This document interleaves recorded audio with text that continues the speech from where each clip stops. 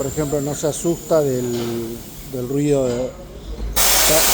tanto del compresor como de la pequeña explosión que hace el neumático.